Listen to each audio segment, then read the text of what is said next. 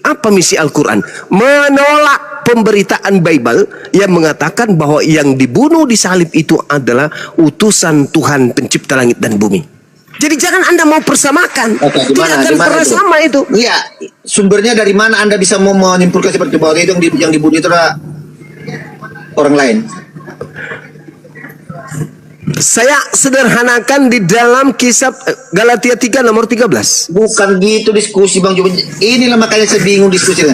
Bisa kami bertanya tentang iman ya, kami mengambil pertanyakan tentang Quran. Kenapa selalu Anda lari-lari ke kitab lain, ke kitab orang Kristen untuk mengambil Al-Quran saya, yang saya maksud ya, Isa itu kan dijelaskan di dalam Quran ya. Allahu Akbar, Masya Allah, Masya Allah. Peringatan untuk Mayor ya, sekali lagi diturunkan ya.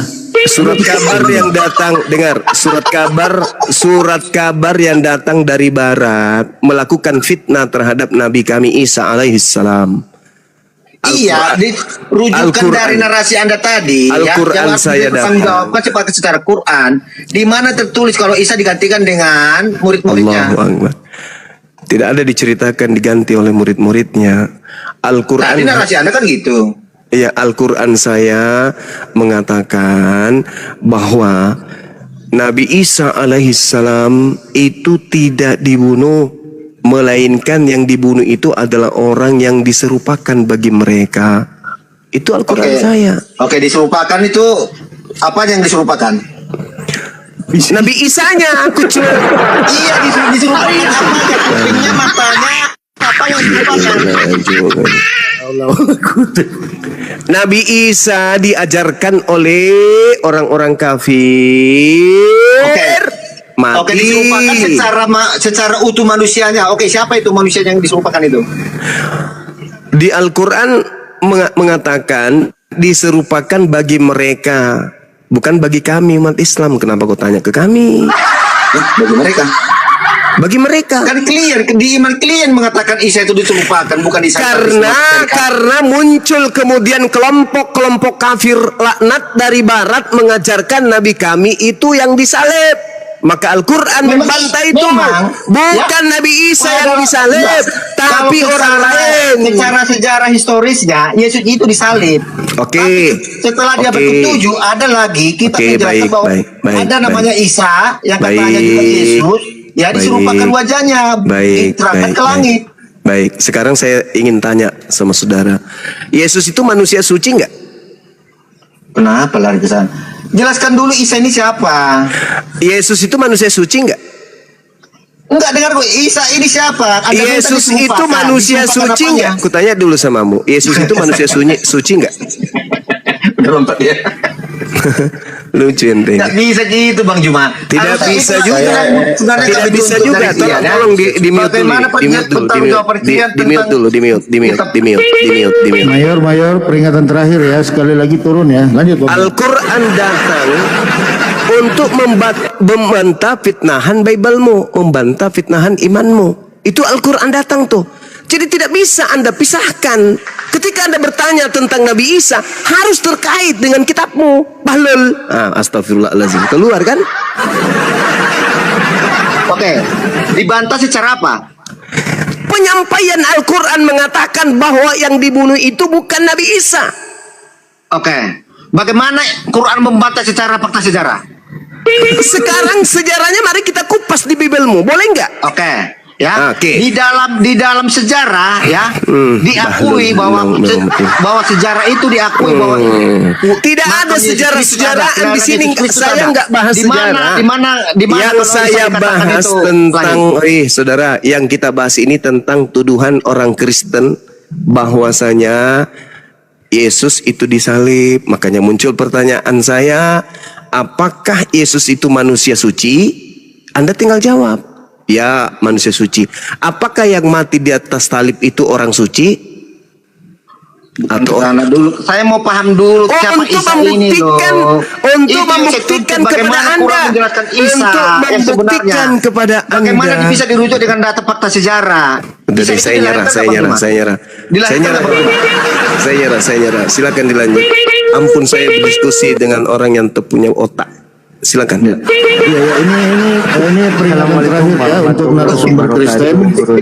Sekali lagi membantah diturunkan ya. Ini untuk narasumber Kristen. Ini kok jadi superboy kedua ini si Palopo.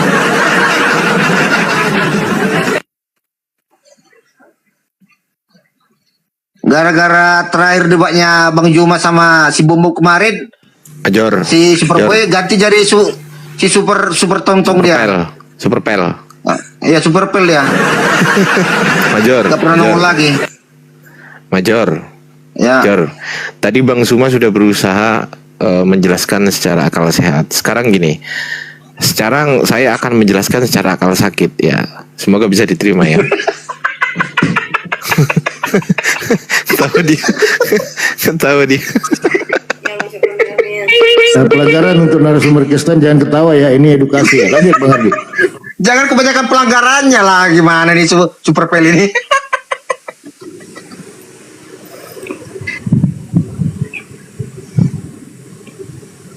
Jadi gini ya, maksud saya gini Saudara loh. Mayor. Tadi gini, saya bisa bantah itu tentang kenapa Yesus itu disalib menurut orang Yahudi, bahwa katanya Yesus mengaku anak Allah. Betul ya?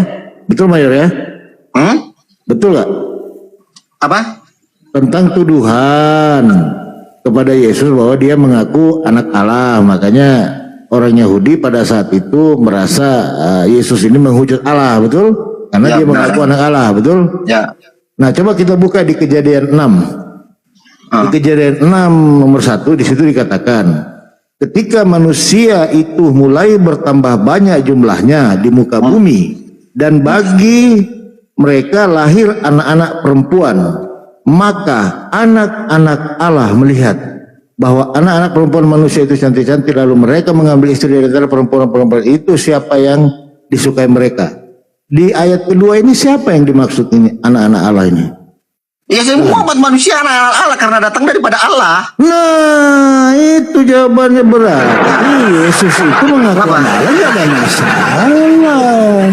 Karena semua manusia yang baik-baik, yang cantik-cantik, yang ganteng disebut anak-anak. Gini. Iya, salah dia Karena Bang. orang-orang Yahudi di sana, karena mereka terlalu tinggi rasa kepenatikan mereka tentang keimanan mereka. Mereka merasa paling benar, paling suci, paling mulia dari segalanya. Makanya di saat ada orang menyinggung tentang Allah mereka, sesembahan mereka, gampang tersulut dengan cara-cara apapun, dengan cara-cara ada istiadat pun orang mau disalahkan, dikaitkan dengan hukum Taurat. Itu kan yang disebut oleh Yesus tentang cuci tangan.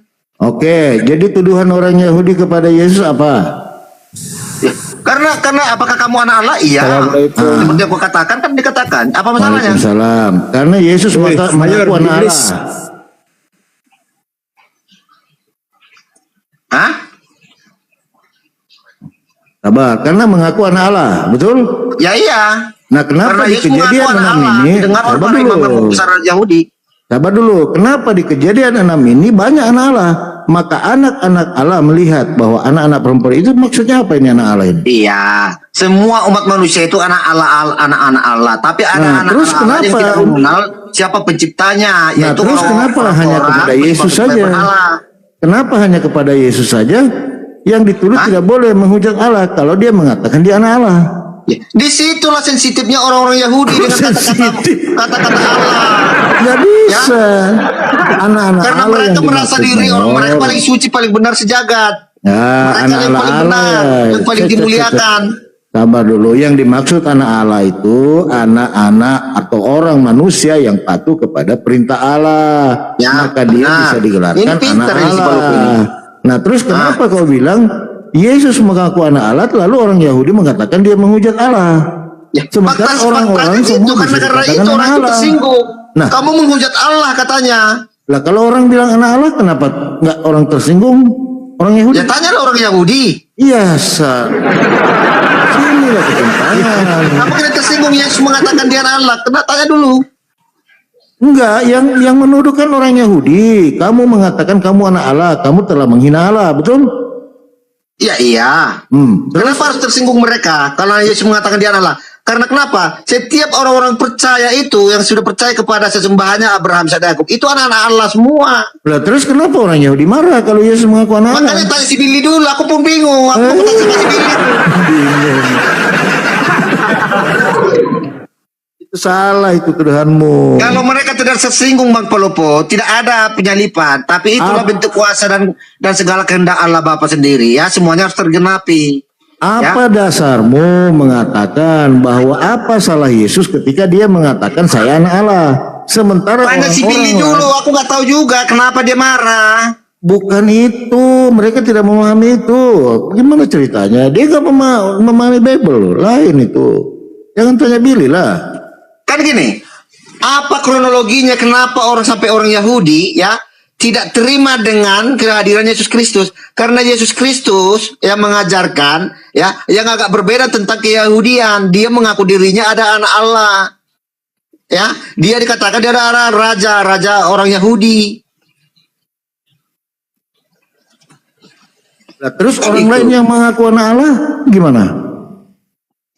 Ya semua manusia anak Allah ya, orang-orang. Nah, semua manusia Allah Bapa, anak Allah. Terus kenapa untuk Yesus nggak boleh? Saya pun anak Allah.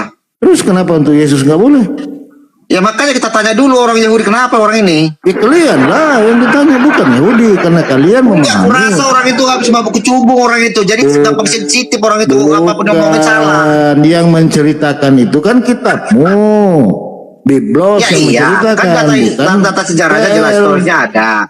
Bagaimana Yesus itu ya, dia itu dikatakan bersalah karena dia itu mengaku dirinya anak Allah. Nah, apa Dan salahnya inilah dia mengaku anak pemicunya, dia itu difitnah menjadi dia mengatakan dia diakui mengaku-ngaku dia adalah raja orang Yahudi. Enggak, Makanya orang-orang Romawi, tentara Kaisar Romawi tidak terima bagaimana di tengah-tengah orangnya ada raja. Padahal kami yang berkuasa, makanya orang itu gampang terhasut. Bukan itu, Mayor. Kenapa untuk Yesus dia tidak boleh mengaku anak Allah, sementara orang-orang boleh mengaku saya anak Allah, termasuk kamu juga. Kenapa untuk Yesus nggak boleh? Ya makanya itu ada apa orang Yahudi ini? Kenapa Bukan, orang hanya itu zaman Kristen Yesus lah. itu gampang sekali ibaratnya sensitif orang itu dengan kata-kata Allah itu. Bukan, itu kan diceritakan di Biblemu, nggak tanya ke Yahudi. Ini kan dia ceritakan di Bible. Ya, di Perjanjian Baru yang menceritakan bahwa Yesus itu karena mengaku anak Allah, makanya dia dimusuhi orang Yahudi, kan begitu. Ini kan Perjanjian Baru yang menceritakan. Nah, pertanyaan saya, kenapa orang lain yang bisa mengaku anak Allah tidak ada masalah, termasuk kamu? Kenapa untuk Yesus nggak boleh dia mengaku anak Allah? Sebenarnya bukan hanya dari situ aja Bang Polopo, karena pengajaran-pengajaran Yesus itu contohnya melakukan mujizat di hari Sabat. Itu bagian-bagian dari pelanggaran daripada ada istiadat orang itu. Jadi mereka itu mencari celah bagaimana Yesus itu bisa disudutkan gitu, bahwa dia itu bersalah gitu di mata orang gitu loh, untuk menjadikan Yesus itu suatu hal yang ibaratnya tidak benar dengan pengajarannya. Itu tujuan mereka. Nah, berarti benarlah kata Al-Quran, nyambung dengan Bang Suma tadi. Maka Allah menyelamatkannya dari fitnahan-fitnahan, hujatan-hujatan yang tidak betul kepada Yesus. Benar kata Al-Quran. Berarti siapa yang mengejar Isa itu siapa? Siapa yang mengejar Isa itu? Aneh-aneh aja kan. Enggak, makanya dia sampai disumpahkan yang ngejar dia siapa? Orang kampung. Ya salam. Udah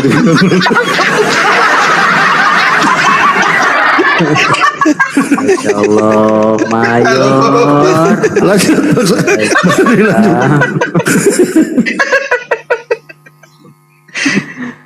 Enggak, ini aja mumpung ada Bang Julio nih, Gurunda beri keterangan atau apa gitulah kepada Bang Julio sampai mualaf. Gurunda, silakan. Ya, jadi sebenarnya dalam hal salib menyalib itu nggak ada hubungannya dengan Kristen ini, nggak ada. Hanya saja karena Allah sudah menghukum orang-orang Yahudi Bani Israel karena ucapan mereka, kemudian maka Allah memberikan azab kepada mereka, azab yang pedih dan azab yang sangat keras di muka bumi ini. Apa itu? Berkat mereka kemudian separuh dari penduduk bumi mempertuhankan sosok pengganti Nabi Isa alaihissalam yang mati terkutuk di atas salib. Nah, ini Siapa mereka ini? Korban dari penyesatan Kristus palsu yang datang. Nabi Isa alaihissalam diceritakan dalam Al-Quran, wa makaru wa makarallah wallahu khairul makirin. Allah membalas tipu daya mereka ini, dan tipuan kemudian yang mereka lakukan itu kembali kepada mereka. Seibarat orang yang melakukan kemaksiatan, melakukan pelanggaran hukum, hukum yang dilanggar oleh pelakunya akan kembali menghukum orang-orang tersebut. Jangan membunuh, mereka membunuh. Akibat dari mereka membunuh, upahnya kembali kepada mereka, mereka terpenjara. Allah pun demikian. Wa makaru wa makarallah wallahu khairul makirin. Orang-orang ini membuat makar, ingin tipu daya kemudian. Jadi ada kondisi sulit bagi orang Kristen ketika mengatakan, kenapa Yesus mengatakan dirinya anak Tuhan lantas kemudian disebut dia melanggar, mau dibunuh sementara yang lain enggak? Itu jawabannya, mereka sedang membuat makar. Mereka membuat makar. Matius 26, coba Anda baca tuh, nomor 4, nomor 59. Mereka membuat tipu muslihat. Mereka membuat kesaksian-kesaksian palsu demi untuk membunuh utusan Tuhan. Maka apa kata Yesus di dalam Matius 15? Para pembunuh nabi-nabi Tuhan, utusan-utusan Tuhan itu adalah keturunan ular beludak, dan mereka tidak akan pernah lepas dari neraka, kata Yesus. Itu. Jadi orang yang beriman, percaya kepada penyaliban sebagai simbol keselamatan, orang-orang yang tidak akan lepas dari neraka. Itu kata Yesus, bukan kata saya. Tertulis di mana? Matius 15 nomor 26 dan seterusnya, 36 dan seterusnya. Itu kata Yesus tuh. Jadi penyaliban itu adalah ulah dari upah dari ulah mereka, karena mereka kemudian membuat makar terhadap Nabiullah yang diutus oleh Allah. Maka Allah membalas tipu daya mereka. Al-Quran yang mengatakan itu. فَأَمَّا الَّذِينَ كَفَرُوا فَأُعَذِّبُهُمْ عَذَابًا شَدِيدًا فِي الدُّنْيَا وَالْآخِرَةِ. Apa pembuktian daripada Al-Quran bahwa mereka dihukum oleh Allah dengan azab yang pedih? Anak TK nih Bung, anak TK ditanya, wahai anak TK, ya paman, 1 tambah 1 sama 2, berapa nak? 2. Coba kau tanya, si mayor ini sudah tua bangkokan, sedikit lagi mau meninggalkan dunia. Tanya dia, 1 tambah 1 tambah 1 sama dengan berapa? Bisa nggak dia jawab? Ya 1 lah. Nah, berarti salah konsep Tritunggal itu. Kalau 1 tambah 1 2, tapi kalau 1 Tuhan ditambah 1 Tuhan ya tetap 1 lah. Nah itu coba lihat. Anak TK ditanya, 1 pisang ditambah 1 pisang berapa pisang? 2 pisang Pak Guru. Mayor ditanya, 1 Tuhan ditambah 1 Tuhan, Tuhan yang 1 ditambah Tuhan yang 1 berapa Tuhan? 1. Kan sama-sama Tuhan. Nah itu dia, makanya tadi sama-sama Tuhan pisang. yang tambahkan. Tadi anak TK, pisang yang 1 dengan pisang yang 1 ditambah ada berapa pisang nak? 2. Pintar dia. Kenapa orang Kristen itu tidak pintar dalam hal ini? Karena Allah mengatakan fa'ambal ladzina kafaru fa'azibuhum azaban syadidan fid dunya wal akhirah. Silakan angkat bicara yang barusan. Mari kasih meja paling tinggi. Saudara Jundio silakan turun bawah, silakan naik. Silakan mari kita diskusi. Anda jelaskan kepada saya, yang lahir di kota Daud itu Tuhan atau utusan Tuhan? Silakan. Kok kamu datang-datang langsung bertanya? Nah, karena Anda mengatai saya tadi barusan. Anda Iya, karena memaki Anda saya terlalu barusan. banyak penghujatan. Anda bukan Anda barusan beragama naik. Kristen, kok Anda selalu ngobrol tentang Bible. Nah, karena Al-Quran saya menjelaskan Bible Anda itu adalah menafsirkan karangan. ayat-ayat dalam pemikiran Anda sendiri. Ya karena penulisnya juga cuma menafsirkan, bukan wahyu dari Tuhan. Bukan Sama lagi aja gimana? Emang Quran siapa yang nulis? Jangan lari ke Al-Quran dulu, ke Bible Anda dulu. Kenapa Karena Bible Anda nggak lebih boleh lari ke Quran? Oh, karena Emang Al-Quran itu cuma Anda kamu tidak yang akan boleh lari ke paham. Bible. Karena Bible Bukan lebih, nggak paham, lebih dulu lu itu datang. ternyata kelihatan pintar di banyak hadapan orang bodoh. Oke, baik. Sekarang coba Anda terangkan kepada saya yang lahir di kota. Coba saya tanya ke kamu jawab dulu. Memang Quran siapa yang nulis? Sahabat Rasulullah. Kok kamu nanya terus? Sahabat Rasulullah husu Al-Quran bin Arba'ah. Terima Nah, sahabat Rasulullah siapa? Manusia apa setan? Said manusia. Apa beda sama Bible? Bible itu tidak ada validasi dari Yesus. Validasi gimana? Apakah Anda akan membatalkan sejarah secara Oh, logika? jangan bahasa Dunia sejarah tahu di Yesus sini. itu ada. Kasihan kalau Anda hanya membawa data-data seperti itu. Kasihan, pakai logika. Yesusnya yang Bro, harus berbicara. agama ini semuanya nggak ada logikanya, bro. Nggak bisa dicerna oleh logika, Oh, oleh itu nalar. agama Anda, itu agama Anda karena memang tidak masuk Sama. akal. Sekarang saya Nggak tanya, bisa. bola bulan logika nggak? Bola bulan logika nggak Kalau menurut lo? yang melakukan itu pencipta langit dan bumi, pasti bisa. Muhammad pencipta langit dan bumi, Melalui utusannya pasti bisa. pasti bisa gimana? Sekarang saya tanya, secara logika, kamu tuh arti logika nggak? Secara Ngerti, Bang. logika, nalar Ngerti, kamu, pemikiran ngerti. manusia yang terbatas. Ngerti, paham, saya Jangan paham. berbicara, masa kamu mau membantah keilahian yang tidak terbatas? Apa yang ilahi di Yesus? Hukumnya. Apa yang ilahi di Yesus? Tunjukkan. Tunjukkan Apa yang satu ilahi? aja. Cukup, Yes. cukup saya yang tahu. Saya mau jelaskan ke satu kamu aja, pun, satu aja. Kamu Satu enggak aja akan yang pernah ilahi memahami di karena Yesus. kamu udah Saudara. terlanjur benci. Enggak. Anda mencari Tinggal kesalahan Anda Bible, bukan tinggal mencari Anda kebenarannya. sebutkan. Itu tinggal Anda susah. sebutkan. Tinggal Anda sebutkan satu sisi keilahian Yesus. Kalau ada, saya berhenti untuk membahas Kristen. Silakan tunjukkan ke saya. Banyak. Dia Ngapain saya berkuasa tunjukkan atas ke dunia kamu? akhirat. Kamu bukan Kristen. Enggak bisa kamu tunjukkan karena memang enggak Bukan, ada. bukan nggak bisa Suma. Tinggal kau Saya sebut. mau tunjukkan saja. Satu kamu aja. nggak bisa menerima. Pasti ada Satu aja bantahan kau karena kamu tinggal mencari sebut. kesalahan Bible, Terima bukan tidak mencari terima, kebenaran yang penting Bible. kau sebut sisi keilahian yang ada. Ada enggak? Contoh satu. Ah. Dia di dalam aku di dalam dia. Apa itu? Apa itu? Onde-onde maksudnya. Onde-onde. Kelapa Ah, itu merah kan- di dalam. kamu aja kan nggak dan ngerti. dibungkus sama tepung gitu.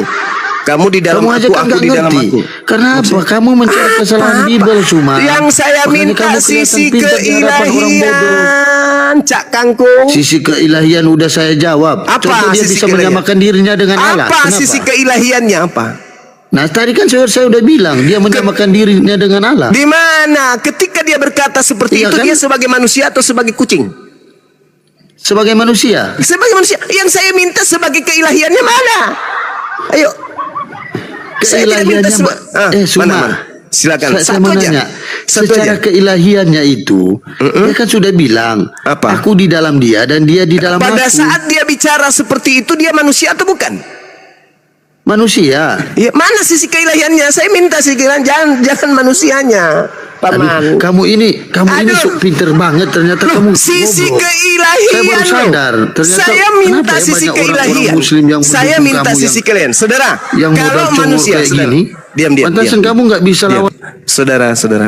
Kalau ada manusia berkata, akulah Tuhan, tidak ada Tuhan selain aku. Dia Tuhan nggak? Kalau manusia, kalau Tuhan jadi manusia wajar, tapi kalau manusia jadi Tuhan itu nggak wajar, bro. Saya ulang lagi. Ketawa, Kalau ketawa ada lo. manusia, sabar, jangan emosi. Jangan kamu Kalau- terus yang bertanya, Sabar, saya sabar, lagi sabar. yang bertanya. Kalau ada manusia berkata, akulah Tuhan, Saya tidak ada juga Tuhan bertanya, selain aku, jangan kamu apakah dia terus yang Tuhan? bertanya. Tuhan, Kalau ada makanya manusia, ngomong. kalau ada manusia berkata, akulah Kasih Tuhan, saya tidak ada juga Tuhan. bertanya, bro. Saya kan bertanya tentang Jangan sisi kayak keilahian perempuan, Yesus. loh. Tapi ternyata Anda Gini, itu adalah soalnya peperangan kita tidak melawan darah dan daging, tetapi kita melawan roh-roh yang ada di udara, penguasa-penguasa dan penguasa-penguasa yang ada di udara, yaitu roh-roh jahat, maksudnya begitu. Iya. Nah, peperangan itulah yang ada di ayat Alkitab, itulah salah satu ya tugas saya banyak sekali, tapi saya tidak perlu bercerita semuanya. Yang jelas itu salah satu tugas saya, yaitu berperang melawan roh-roh jahat yang ada di udara, dan itu sudah saya lakukan sebenarnya sejak tahun 2012 sampai detik ini. 13 tahun sudah ya. Oh gitu. Luar biasa. Silakan Bang Sar. Ini gejolak apa yang ada ini ya? Ini bukan kebetulan, ini kok ada yang ya memang ini Enggak, dia lagi serius ngomong, jangan ketawa. Jangan ketawa, Bang Sar lagi serius ngomong ini. Iya. Bang Sar lagi serius ngomong, jangan ketawa. justru saya Leslie, diam dulu Leslie. Biarkan Bang Sar berbicara. Dengarkan Bang Sar mau ngomong, dengarkan. Kita Iya. jangan dipotong. Dengarkan dia Yang mau ngomong jadi apa. saya heran dan pengen bergejolak hati saya, di mana Bang Denny berbicara dengan serius. Saya yang serius, tapi Bang Denny itu serius sekali mengatakan bahwa memang punya karunia ya. Iya, punya karunia. Sebagai dikasih penguasa Tuhan. roh, alam roh begitu. Ini serius nih. Soalnya Iya, serius memang. Bang Denny berbicara nggak main-main ya, berbicara serius ya. Saya nggak bercanda, saya serius. Baik. Nggak bohong juga, nggak bohong, nggak bercanda. Iya, memang nggak bercanda, tapi saya sebenarnya pengen ketawa juga sebenarnya. Apa kalau kamu nggak percaya ayat itu bahwa kita tidak melawan darah dan daging, tetapi melawan roh-roh jahat yang di Bukan nggak udara, percaya itu bang, yang tapi jelas. kurang.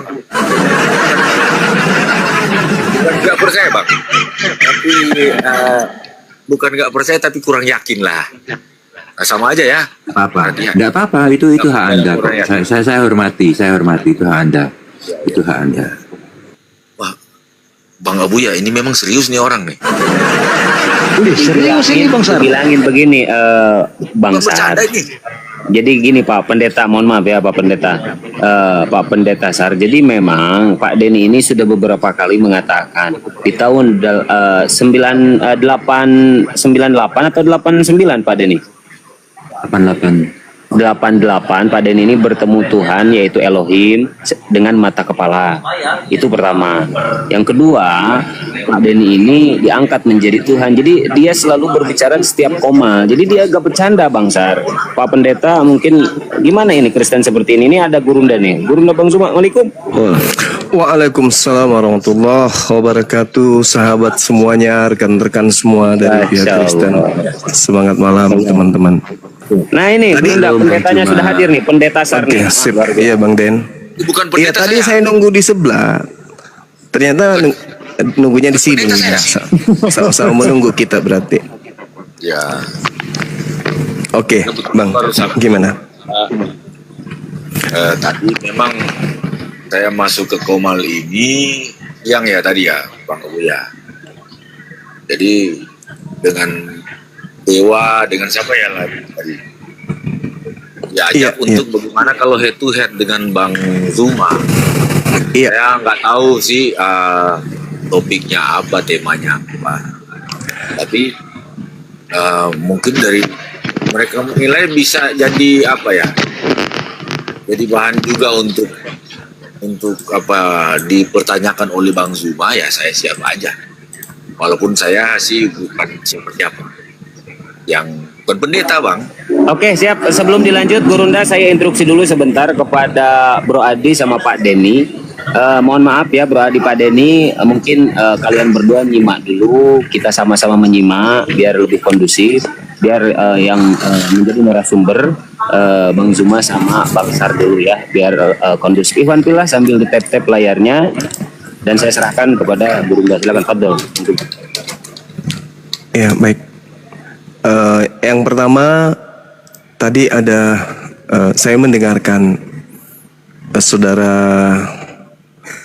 Sarfahim Panim ya membahas Sarhapanim ya, membahas terkait dengan finali dari pengajaran Kristen itu mendudukkan Yesus ini sebagai, kalau nggak salah, sebagai sembahan akhir.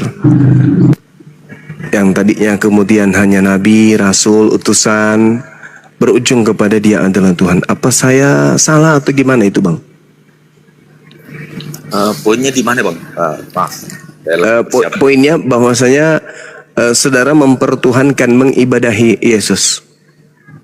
Ya, sebenarnya basically saya kan dari terlahir kekristenan, tapi ada tradisi dalam daerah saya yang bahwa di daerah saya itu ada keturunan ya. Nah saya kan nggak begitu yakin. Nah saya di Minahasa di mana ada dasar komunitas Judaism juga. Saya salah satu keluarga dalam Judaism. Kami kembali karena kembali ke pengajaran yang menentukan kami dalam wadah misianik. Karena Yudaism yang kami mencoba untuk kembali mengikuti yang baru hadir sekitar 10 tahun lalu dikembangkan ulang oleh Bang Tohar Palilingan yang sekarang namanya udah Yakuf Baru. Kami mencoba mengikuti, tapi kami menetapkan bahwa kami nggak lanjut mengikuti. Kami tetapkan dalam kekristenan. Nah, konsep ini yang saya jadi pengen tahu dalam Komal kira-kira pandangan-pandangan mana dari Muslim, dari Judaism, dari kekristenan. Tapi kami tidak mengikuti segala bentuk konsep oleh konsep Barat atau Romawi. Kembali ke ajaran dari Rasul Yakobus. Gitu Bang. Baik.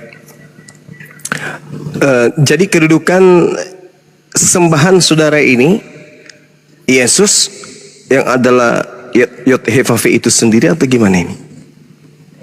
Ya, kalau saya kan jemaat, bukan salah satu rabi. Saya juga, tapi apa yang diajarkan oleh rabi kami itu yang saya utarakan di sini. Mempertanggungjawabkan itu, di mana Yod-Heh-Vav-He itu dialah sendiri yang menjadi juru selamat. Nah, dalam perjanjian baru disematkan kepada Yesus, ya kalau saya ngikutin aja itu. Ngikutin itu walaupun saya masih tetap mengikuti tradisi-tradisi Judaism di mana kalau ada korelasinya itu dalam Yesaya 43, aku adalah Tuhan, Anoki Adonai, Eloheinu, bahwa akulah yang sebagai juru selamat, tidak ada yang lain selain daripada aku, yang memberitahukan penyelamatan dan mengabarkan bukannya Allah asing yang ada di antara kamu. Kamulah saksi-saksiku, demikianlah firman Tuhan, Anoki Adonai. Yesaya 43. Itu Bang. Jadi Oke, baik. Iya. Saya mulai dari pandangan ini ya, saya narik kesimpulan kemudian. Jadi gini, Islam itu datang dikarenakan adanya upaya-upaya penyelewengan yang terjadi pada ajaran Nabi terdahulu. Islam kemudian didatangkan oleh Allah. Sehingga Al-Quran menarasikan min dunillah hal yansurunakum aw yantasirun. Selain daripada Allah, bisakah kemudian mereka membantu kamu atau membantu diri mereka sendiri? Maksudnya sembahan-sembahan selain daripada Allah ini bisakah membantu kamu? Nah, saudara Kristen pun pasti akan berkata, kami menyembah Isa atau kami menyembah Kristus. Al-Quran kemudian mengulang pertanyaan itu. Bisakah yang kamu sembah itu membantu kamu? Kalau saudara Kristen pasti mengatakan, oh bisa, Yesus itu dahsyat. Tapi pada faktanya kemudian di dalam Bible sendiri justru Yesus mengatakan, aku tidak dapat berbuat apa-apa. Sedangkan Kristen menyembah sosok yang mengatakan, aku tidak bisa berbuat apa-apa. Yohanes 5 nomor 30. Al-Quran mengatakan, bisakah mereka membantu kamu? Ini pertanyaan Al-Quran ditujukan juga kepada semua manusia yang datang di masa Nabi Muhammad dan juga masa setelahnya. Sehingga keadaan ini ada melahirkan kepada kami umat Islam untuk menyampaikan kepada saudara-saudara Kristen, wa idza khusyiran nasu kanu lahum a'da wa kanu bi ibadatihim kafirin. Selain daripada Allah, apa yang disembah oleh di luar Islam itu akan menjadi musuh. Dan yang disembah ini akan mengingkari penyembahan-penyembahan yang dilakukan oleh penyembahnya. Dan di dalam Matius 7 itu betul. Yesus menolak orang yang menuhankan dirinya. Nah, inti daripada penyampaian saya, diduga yang saudara sembah yang bernama Kristus itu bukan anak Maria, tetapi Kristus palsu yang telah menggiring saudara untuk mempertuhankan dirinya selain daripada pencipta langit dan bumi. Ya'iduhum wa yumannihim wa ma ya'iduhumus syaitan illa gurura. Jadi Al-Quran melihat keadaan di luar Islam, Al-Quran menjelaskan yang mereka sembah adalah iblis. Ia memberikan janji-janji kepada mereka dan membangkitkan angan-angan kosong kepada mereka, itu hanyalah iblis. Dan iblis hanya memberikan janji tipu daya. Nah, ini yang ingin saya ulas dengan saudara. Al-Quran mengulas kejadian yang terjadi masa dulu dan sekarang, di mana banyak orang-orang yang mempertuhankan selain daripada Tuhan. Silakan saudara. Ya. Tadi ada satu narasi abang bilang bahwa sebenarnya Kristus yang abang bilang sebenarnya yang dipertuhankan Kristen adalah Kristus, yang padahal sebenarnya iblis. Kesimpulan dari dasar apa itu, Bang? Iya. Karena yang Anda sembah itu sosok yang terkutuk yang bukan manusia. Oh ya. Kita tiktokan aja ya, Bang. Oke, boleh, silakan. Ini terkutuk itu kan berarti ada satu frasa di mana terkutuklah orang yang di kayu salib. Ya kan? Itu pasti. Nah, kalau cuman karena frasa itu abang pakai bahwa itu yang terkutuk, itu berarti abang menyimpulkan sebenarnya orang yang terkutuk ini tidak patut disembah. Tapi kan kita iman kita punya runut sejarah dan peristiwa dari tanah sampai ke saat dia hadir. Firman itu hadir, yang kami percaya bahwa itu Dafar Elohim, firman Allah itu menjadi manusia. Saya rasa itu udah makanan hari-hari Bang Zuma. Kalau misalnya kita bahas lagi Yohanes 1 ayat 1, tapi Bang Zuma udah menyimpulkan. Saya mau lihat celah di mana kira-kira bukan data ya, poin-poin apa yang dikutip dari Injil yang Bang Zuma menganatemakan bahwa sebenarnya iblis itu yang disembah oleh Kristen. Oke. Silakan. Matius 23 nomor 3. Ketika Yesus dan muridnya berbincang-bincang secara pribadi di Bukit Zaitun, Yesus ditanya, "Guru, apa bukti kedatanganmu?" Malaikat pun mengatakan dalam Kisah Para Rasul 1 nomor 11 bahwasanya Yesus terangkat ke langit akan datang sama seperti ketika dia terangkat ke langit, yaitu dengan jasad. Yesus ditanya, "Guru, apa tanda kedatanganmu?" Matius 24 nomor 3. Nah, Yesus menjawab, tanda kedatangannya itu jelas. Ada di data nomor 27 sampai nomor 30. Sama seperti kilat yang menyambar, cahayanya akan terlontar dari timur sampai ke barat. Demikianlah nanti kedatangan Anak Manusia. Berarti Yesus, silakan, Pak. Ini abang tadi saya juga nggak hafal apa yang abang yang udah di luar kepala bilang di ayat 20, ayat 27.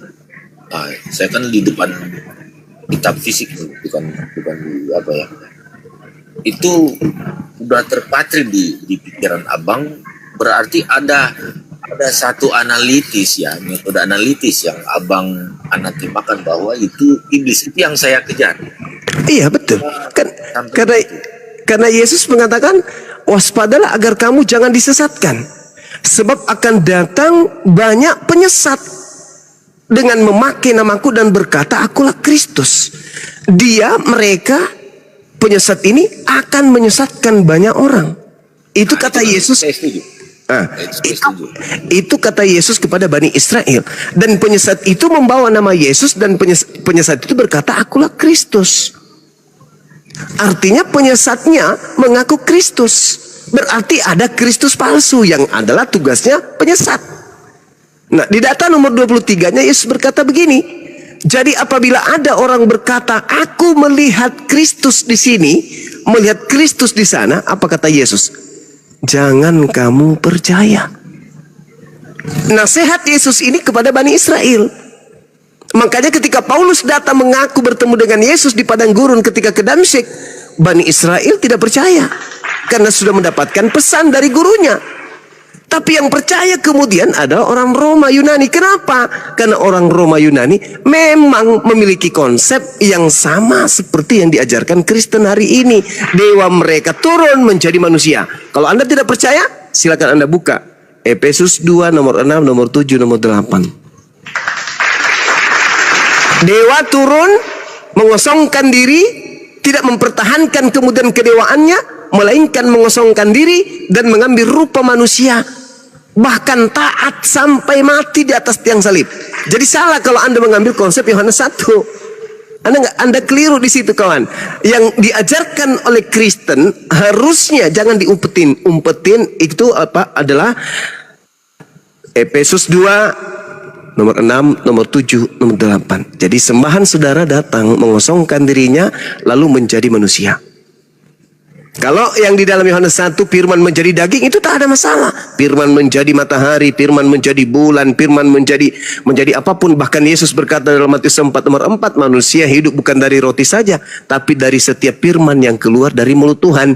Berarti kita ini pada mulanya firman yang keluar dari mulut Tuhan. Tidak ada masalah di situ. Yang bermasalah di Efesus 2 nomor 6, nomor 7, nomor 8. Atau Kolose 2 nomor 9. Pada diri daging Yesuslah kepenuhan keteosan, kepenuhan ketuhanan. Nah, ini yang menjadi dasar pijakan saya mengatakan bahwa ketika Yesus berkata kepada murid-muridnya di Bukit Zaitun, waspada kepada penyesat yang datang kepadamu dengan memakai nama Yesus, dengan memakai namaku, dan berkata akulah Kristus, mereka akan menyesatkan banyak orang. Jadi apabila ada orang berkata ada Yesus di sini, ada Yesus di sana, jangan kau percaya. Camkanlah, aku sudah mengatakannya terlebih dahulu kepadamu. Kalau ada orang berkata bertemu dengan aku di padang gurun, bertemu dengan Mesias di dalam bilik rahasia, jangan kamu percaya. Sebab Kristus palsu dan nabi-nabi palsu akan datang dan akan melakukan banyak mujizat sekiranya mungkin menyesatkan banyak menyesatkan orang-orang pilihan juga. Sorry. Silakan. Oke Bang. Ini Bang. Ya, tadi yang saya dengar, kan saya sudah dari siang tadi saya sudah paparkan bagaimana pandangan saya mengenai pendapat kesalahpahaman dari kaum muslim dengan ajaran kekristenan. Nah itu kalau menurut saya menilai bahwa abang ini sudah aktif sebenarnya dalam kesalahpahaman. Ya, mengenai saya nggak usah bahas mengenai kodrat ilahi karena abang udah banyak ayat yang abang kumpulin dan beranalisa dalam otak abang. Tapi sebenarnya pandangan saya dari mesianik ya, bukan dari Kristen. Saya bedakan dulu kekristenan dan mesianik ya. Karena kekristenan itu dari Antioquia, dari dan para rasul yang berafiliasi dengan Romawi, kekaisaran Romawi, bagaimana kekristenan Barat dengan para mesianik itu sebenarnya ada gap di situ dalam arti ada sejarah kelam mana yang diperbuat oleh Roma, bagaimana diperbuat oleh Yunani. Nah, tapi kenyataannya memang sejarah harus terjadi. Nah, abang tadi saya bilang akut dalam arti beranalisa dengan beberapa ayat yang ada dalam Injil dihubungkan dengan ayat dalam Yesaya tentang tanah. Itu sinkronisasinya itu sesat, Bang. Saya langsung bilang begitu karena apa? Kalau dalam pandangan kami melihat kalau saya menjadi paham mengenai apa maksud Mesias itu dalam wujud Kristus Yesus, itu karena kodrat ilahi itu yang sudah di skip aja kalau kita bahas mengenai itu. Tapi sebenarnya dari segala perkataan Yesus yang abang kutip-kutip tadi, itu semua tergantung dari apa audiensnya, apa maksudnya, apa karya penyelamatannya. Karena kodrat ilahi yang kami sembah itu, balik ke yang sembah ya. Ini ada beberapa pertanyaan dari abang ya, dari frase yang abang sampaikan.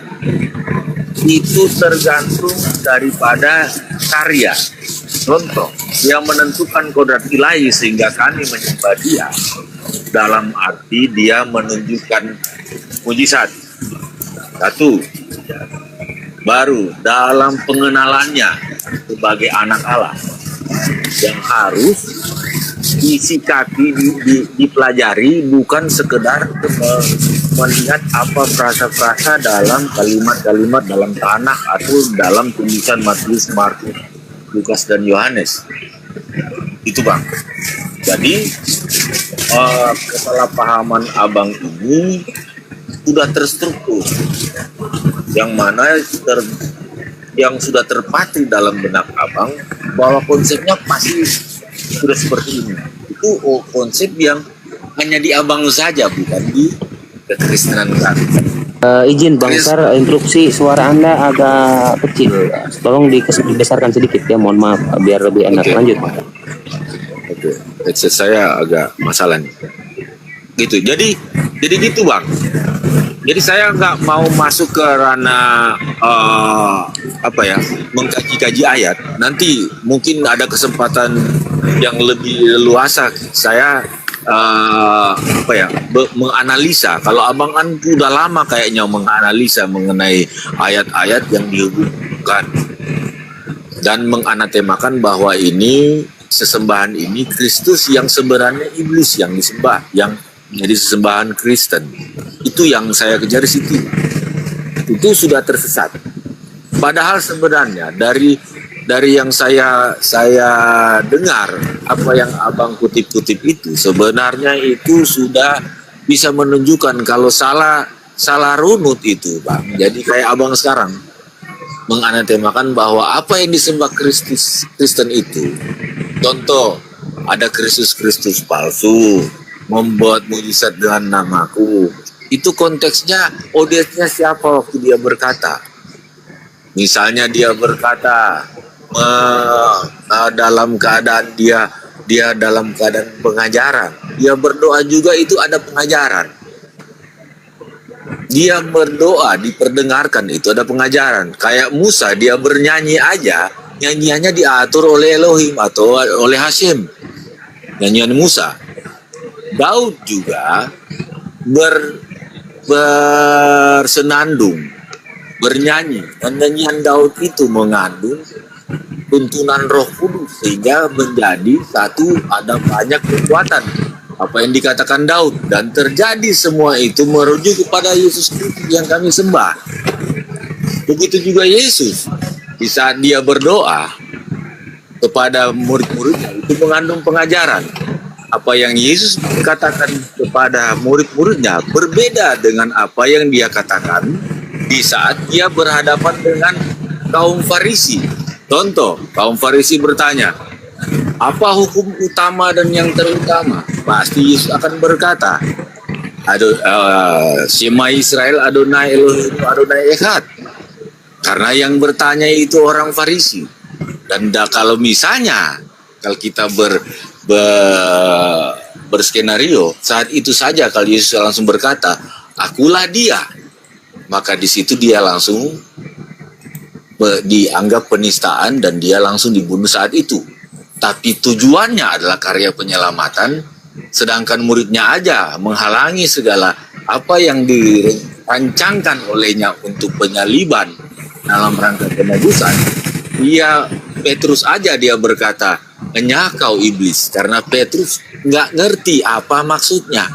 Karena murid-muridnya itu pada dasarnya nanti dia bangkit saja baru mereka mengerti apa yang pernah ditulis oleh Matius atau diajarkan oleh Yesus. Terakhir dia berkata, pergilah sampai ke ujung bumi dan baptislah segala bangsa dalam nama Bapa, Anak dan Roh Kudus. Itu adalah perintah. Dan perintah itu dia sudah mengkonfirmasi kepada yang bersama-sama dengan dia, Matius dan Yohanes yang di bawah kakinya, yang menulis setiap peristiwa mengenai karya penebusannya. Dalam arti evangelion itu kan Injil atau kabar baik. Kabar baik itu, Injil itu bukan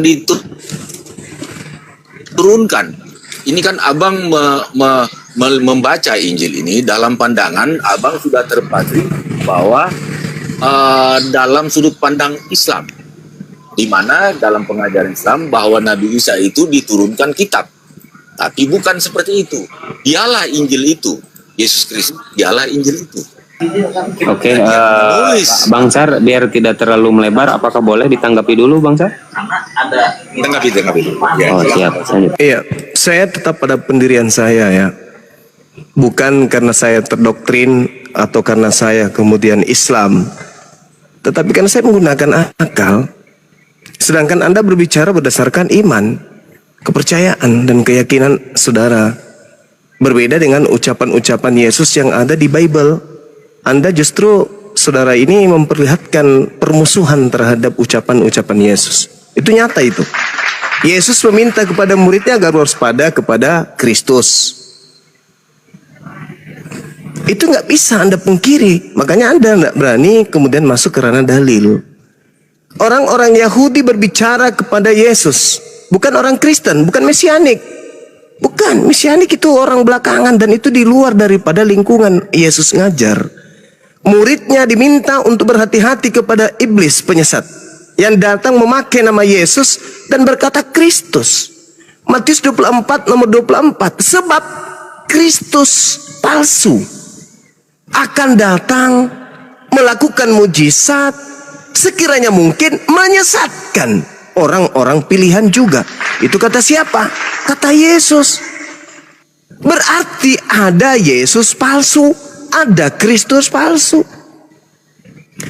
Tanda-tanda Kristus palsunya ketika dia datang mengaku dia adalah Yesus Kristus, tidak dibarengi dengan matahari menjadi gelap, bulan tak bercahaya, bintang-bintang berjatuhan, kuasa-kuasa langit berguncang. Yesus nampak di tengah langit, manusia seluruh dunia meratap, dan seluruh manusia di bumi ini akan melihatnya. Kalau itu tidak terjadi, maka yang datang ngaku Yesus sekalipun 1 miliar, maka kata Yesus jangan kamu percaya. Nah, pertanyaannya, ketika Paulus sebagai pendiri agama Kristen mengaku bertemu dengan sosok di padang gurun ketika ke Damsyik, terjadi nggak tanda-tanda itu? Tidak terjadi. Apa kata Yesus? Jangan kau percaya. Ketika ada oknum yang mengaku sebagai Yesus, tunas Daud, bintang timur di Pulau Patmos, terjadi nggak tanda-tanda yang di Yesus katakan? Tidak terjadi. Berarti yang datang itu palsu, Yesus palsu, Kristus palsu yang penyesat. Ketika Ananias mengaku bertemu dengan sosok yang bernama Yesus, apakah tanda-tanda itu terjadi? Tidak terjadi. Berarti Kristus palsu pun yang datang kepada Ananias. Ketika para murtadin mengaku bertemu dengan Yesus dalam sholat, pada saat umroh, pada saat dia tidur bermimpi, terjadi nggak tanda-tanda menurut Yesus? Tidak terjadi. Berarti yang datang kepadanya adalah Kristus palsu. Itu data, Bung. Kata Yesus. Jadi apabila ada orang berkata ada Kristus di sini, ada Kristus di sana, jangan kamu percaya. Sebab Kristus palsu pun akan datang melakukan banyak mujizat. Nah, di data nomor 4, nomor 5, Yesus mengatakan bahwa Kristus palsu ini akan menyesatkan banyak orang. Salah satunya saya katakan, kenapa Anda kemudian tidak mau membahas itu lebih jauh? Karena Anda salah satu orang yang disesatkan oleh si palsu ini. Karena si palsu tidak ingin kehilangan prajurit, Anda mempertahankan itu. Al-Quran saya mengatakan,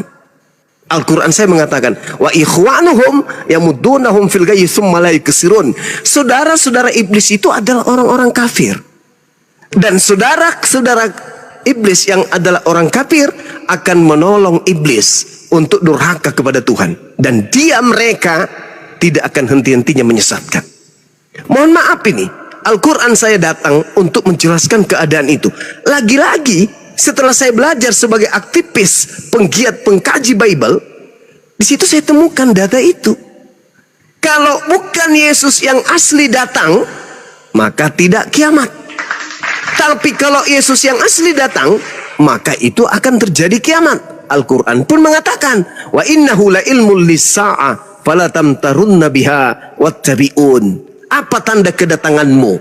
Yesus terangkan, langit bergemuruh, matahari tidak bercahaya menjadi gelap, bulan menjadi gelap tidak bercahaya, bintang-bintang berjatuhan. Berarti kalau Yesus yang asli datang, otomatis kiamat.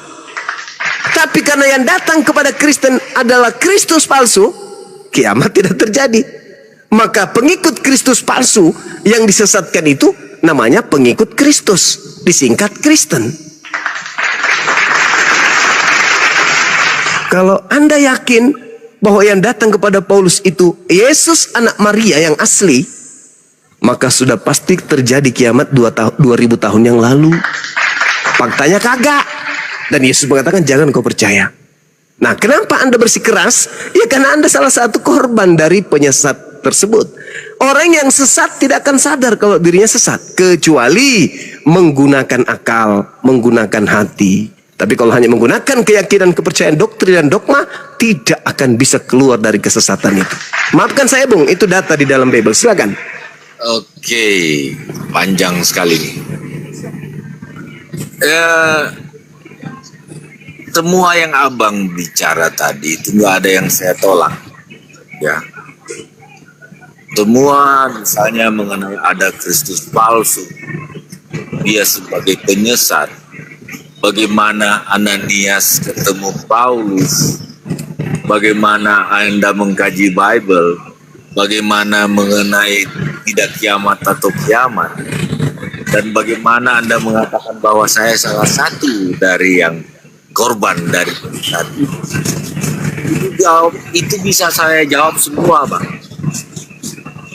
Tapi ruangan ini tidak memungkinkan kalau misalnya kalau kita bagaimana cara kita berdialog ya. Satu topik kita bahas, satu topik kita bahas, dan saya cek poin-poinnya. Karena dari tadi kalau abang bernarasi itu intinya semua Bang, memang, dan semua hampir setiap alinea yang abang bicara itu saya catat intinya semua.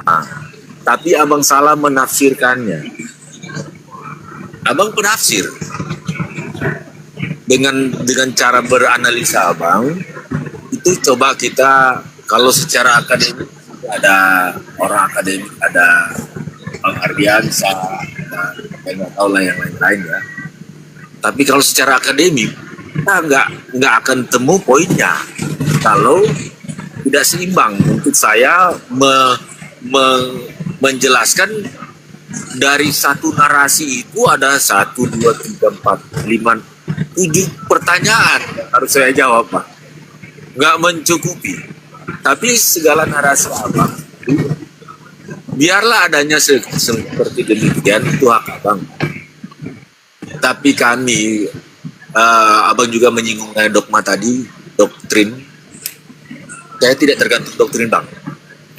Saya kembali ke ajaran yang secara ortodoksia. Jadi saya tidak terpengaruh. Abang ini sudah terpengaruh dengan doktrin sebenarnya. Abang mungkin telah banyak berdialog dengan doktrin Barat, doktrin Roma, doktrin Yunani atau Pak Sar, izin sedikit interupsi. Lebih bagus kalau Pak Sar menanggapi data-data yang disampaikan oleh Bang Zuma biar akademis ya, biar ada edukasi. Silakan Pak. Jadi begini, mengenai Ananias dan Paulus itu terkonfirmasi sebenarnya, tapi Bang Zuma dengan dengan tafsir yang lain. Saya nggak bisa langsung bernarasi mengenai tafsir di sini mengenai itu. Jadi juga mengenai dasar ini ada beberapa poin yang saya catat. Saya aja udah nggak bisa baca tulisan saya ini. Banyak sekali, Bang. Jadi kita perlu waktu khusus yang kita punya pokok bahasan yang secara bertahap. Contoh misalnya saya bisa meladeni Abang. Saya itu gampang sekali saya jawab. Mengenai misalnya kemahanan, mengenai runut bagaimana kami itu, mengenai Paulus bagaimana. Oke, begini Pak Sar, biar tidak melebar, biar tidak melebar kemana-mana. Mungkin bisa ditegaskan lagi ya sama Gurunda Bang Zuma. Betul, Bang Zuma. Iya, sekali lagi saya katakan ketika saudara kita ini berbicara mengenai ilmiah, diskusi ilmiah, kemudian menghindarkan doktrin dogma, itu hanya apa ya? Ya hanya omong-omong doang. Kalau Anda tidak menggunakan dogma, berarti saudara saya ini pasti akan membahas tentang data yang ada. Kan Yesus bercerita kan. Yesusnya bercerita kepada Bani Israel, bukan bercerita kepada Kristen, bukan bercerita kepada Katolik, kepada Protestan, kepada Advent, kepada Mesianik, enggak, kepada Ortodoks, bukan. Atau gini aja, Bang. Atau gini silakan. Contoh, misalnya Abang bernarasi, Kristus berbicara bukan kepada Kristen, pada ini. Itu kan sudah jadi ada jawaban di benak saya sebenarnya. Apa narasi Abang ada jawaban di benak saya. Tapi karena konsep kita berdialog ini, poinnya nggak akan Abang nanti bernarasi apa yang ada dalam yang saya tidak maaf Bang Abu ya. Tidak ada saya nolak apa yang dia narasikan oleh Bang Zuma tadi. Tidak ada. Dia berkata semua apa yang ada dalam kitab. Ya, saya tegaskan lagi. Itu benar adanya. Tapi ada beberapa yang kaitannya atau korelasinya itu nggak ada korelasi. Dan ada beberapa yang harus saya jelaskan. Nah, itu gimana caranya kita dapat berdiskusi supaya saya bisa menjawab. Contoh, saya bisa menjawab misalnya sekarang, apakah Yesus berbicara kepada Kristen? Nah, saya jawab sekarang, dia berbicara kepada pengikutnya. Ya pengikutnya Kristus. Istilahnya nanti ada di Antioquia. Tapi siapa yang mengikut Kristus? Itu adalah Kristen, Bang. Kan itu istilahnya. Iya, saya boleh bantai nih. Ya, silakan. Oke. Jadi Yesus itu tidak pernah ke Antioquia. Yesus tidak pernah ke Turki. Yang disebut Kristen pertama kali di dalam Kisah Para Rasul 11:26 itu pengikut Paulus. Paulus ini bertemu dengan Kristus. Kristus membimbing Paulus untuk menjadi nabi, menjadi rasul, menjadi pengajar. Dan murid-murid Paulus setelah kedatangan Kristus itu disebut Kristen. Berarti pengikut Paulus lah yang disebut Kristen. Pengikut Yesus tidak pernah disebut Kristen. Itu yang pertama. Yang kedua, Oke, yang pertama. Yang kedua, Kristen ya, oke. Nah, sudah mulai mendapat kita batasannya. Iya. Yang kedua, Yesus ini mau sampai kapanpun, mau sampai dia datang kedua kalinya pun dia adalah anak manusia. Sedangkan yang datang membimbing Paulus untuk mengajak orang menjadi Kristen, menjadi pengikutnya, itu bukan manusia. Namanya memang sama, yaitu Kristus Yesus. Atau Yesus Kristus, tapi sosoknya berbeda, Bu. Yesus sampai kiamat dia tetap manusia.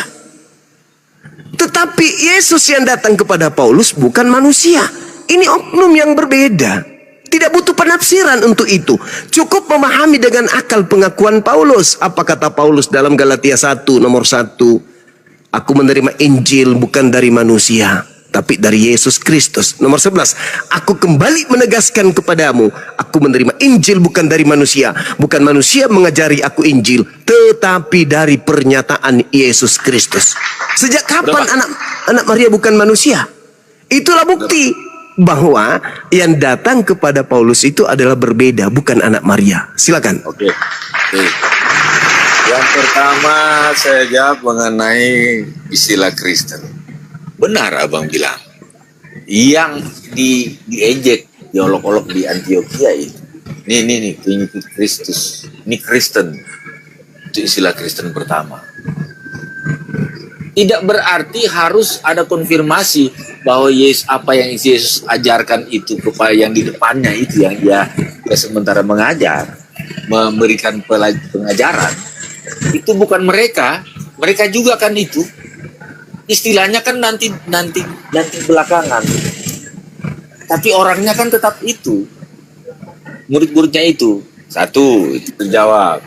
Nah, anak manusia yang beda, itu kan beda wujud, Bang. Tetap dia itu. Nah, di mana yang misalnya abang membedakan bahwa Yesus yang datang dalam roh by Paulus dan Yesus dalam wujud manusia yang abang bilang itu beda. Nah, tapi terkonfirmasi kan apa yang akan dia tuju, Paulus tujukan itu kan ketemu. Berarti terkonfirmasi, berarti kebenaran yang dicarikan kita ini kan kebenaran. Itu kan roh, bukan manusia. Oh, oke lah, mau roh mau manusia, tapi kebenarannya kan terbukti. Mereka ketemu. Ada yang datang ke sini, mereka juga heran, kok ini yang membunuh-bunuh orang Kristen, pengikut Kristus, pengikut Yesus, kok sekarang mau. Nah, itu kan terkonfirmasi. Kok terlalu naif kalau kita tidak mengatakan bahwa itu bukan dia. Itu terkonfirmasi, berarti segala apa yang terjadi itu terkonfirmasi, itu kebenaran, Pak. Nah, apa yang bukan kebenaran?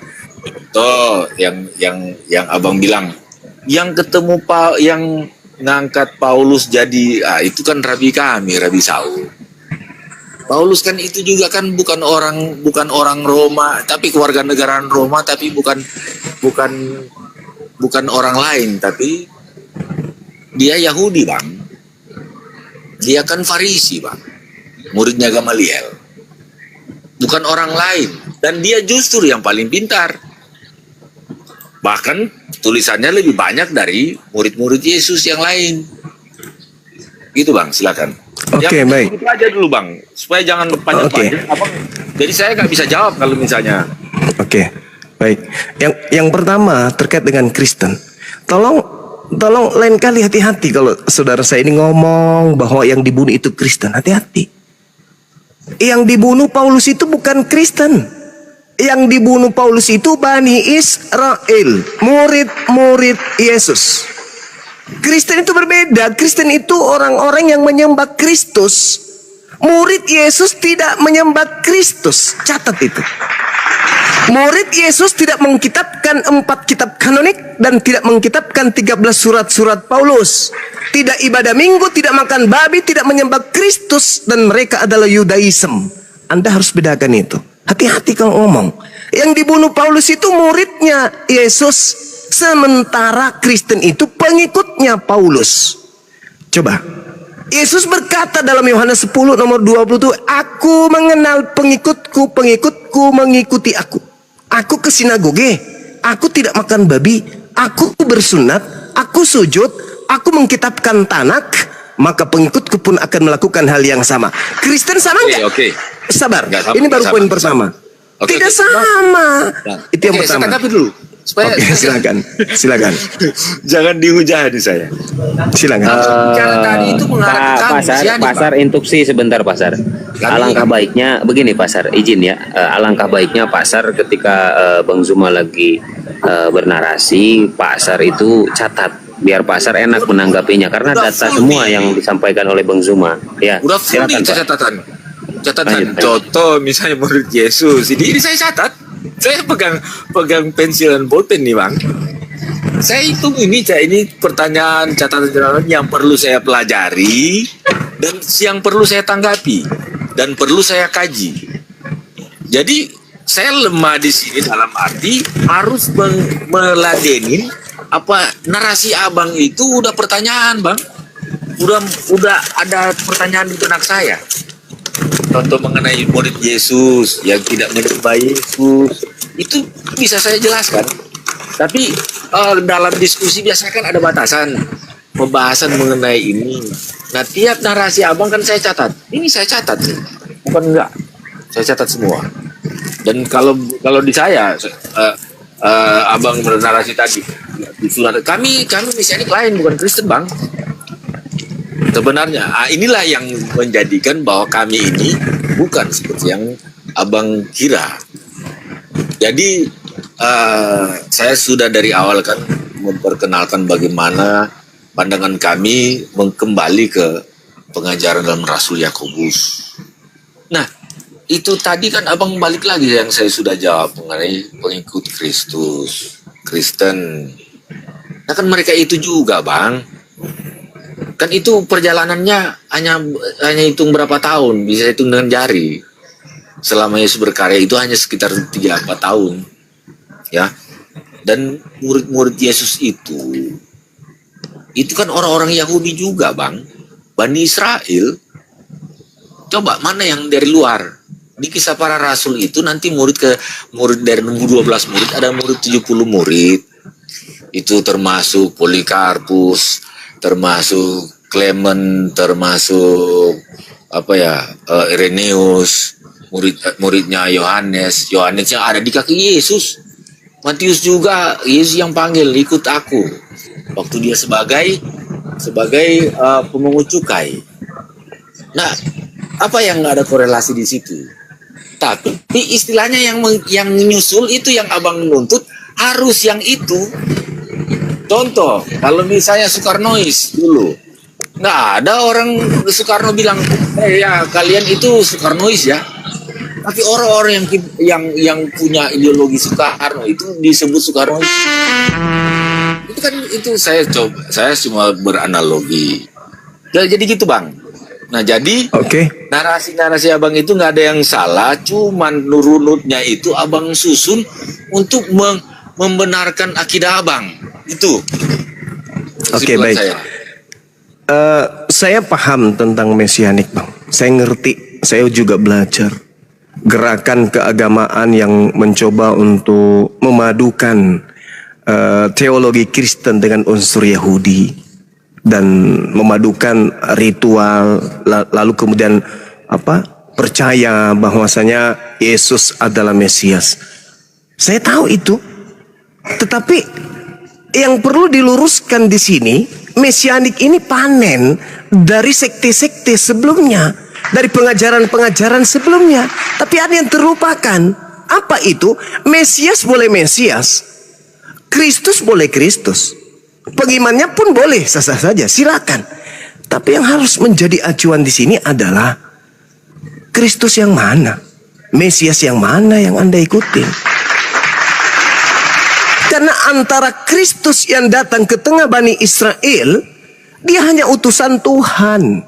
Bahkan kunci masuk surga untuk Bani Israel mengimani dirinya dalam skala prioritas. Titik 2 adalah utusan Rasul. Tidak lebih daripada itu. Sedangkan Kristus yang datang kepada Paulus adalah sosok yang bukan manusia yang ingin dituhankan. Itu berbeda. Makanya saya pingin Anda menyentuh secara ilmiah, secara akademik terkait data itu. Di dalam 2 Yohanes 1 nomor 7, siapakah penyesat itu? Siapakah pembohong itu? Siapakah penipu itu? Siapakah kemudian iblis itu?